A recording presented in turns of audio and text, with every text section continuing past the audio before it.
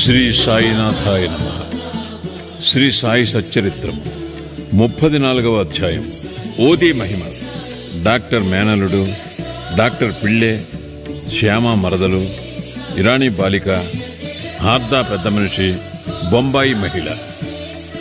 ఈ అధ్యాయంలో కూడా ఊదీ మహిమ వర్ణితము. ఊదీ ధరించినంత మాత్రమున ఎట్టి ఫలములు కలిగినో చూతము.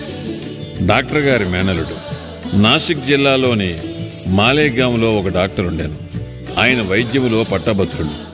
వారి మేనలుడు నయము కానట్టి రాచకురుపుతో బాధపడుచుండాను.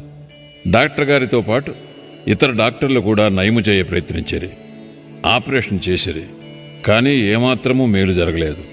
కుర్రవాడు మిగులు బాధపడుచుండాను. బంధువులు, స్నేహితులు తల్లిదండ్రులను దైవ సహాయము కోరమనిరి. షిరిడీ సాయిబాబాను చూడమనిరి. వారి దృష్టిచే అనేక కఠిన రోగములు నయమయ్యనని బోధించిరి. తల్లిదండ్రులు షిరిడీకి వచ్చిరి. బాబా పాదములకు సాష్టాంగ నమస్కారం చేసిరి.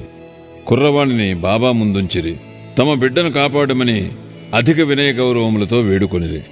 దయార్థ హృదయుడొక బాబా వారిని ఓదార్చి ఇట్లనెను. ఎవరైతే ఈ మసీదుకు వచ్చెదరో వారు ఎన్నడూ ఈ జన్మలో ఏ వ్యాధి చేతను బాధపడరు. కనుక హాయిగా ఉండు. కురుపుపై ఉదీని పూయుడు 1 వారము రోజులలో నయమగును. దేవుని యందు నమ్మకముంచుడు. ఇది మసీదు కాదు, ఇది ద్వారవతి. ఎవరైతే ఇందు కాలు మోపెదరో వారు ఆరోగ్యమును ఆనందమును పొందెదరు.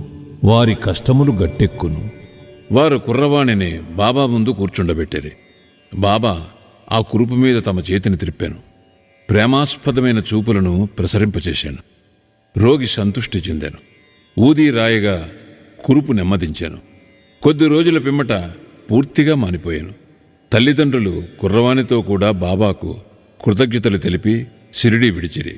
బాబా ఊదీ ప్రసాదం వల్లను వారి దయాదృష్టి వల్లను రాచకరుపు మానిపోయినందులకు వారు మిగుల సంతసించిరి.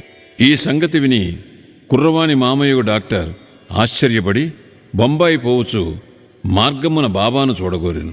కాని మాలేగాంలోనూ మన్మాడ్లోనూ ఎవరో బాబాకు వ్యతిరేకముగా చెప్పి అతని మనస్సును విరిచిరి. కావున అతడు షిరిడీకి పోవుట మానుకొని తిన్నగా బొంబాయి చేరెను. తనకు మిగిలియున్న సెలవులు అలీబాగులో గడపవలననుకొనెను. బొంబాయిలో 3 రాత్రులు వరుసగా ఒక కంఠధ్వని, ఇంకనూ నన్ను నమ్మవా అని వినిపించాను. వెంటనే డాక్టర్ తమ మనస్సును మార్చుకొని షిరిడీకి పోవ నిశ్చయించుకొనెను. అతడు బొంబాయిలో ఒక రోగికి అంటుజ్వరమునకు చికిత్స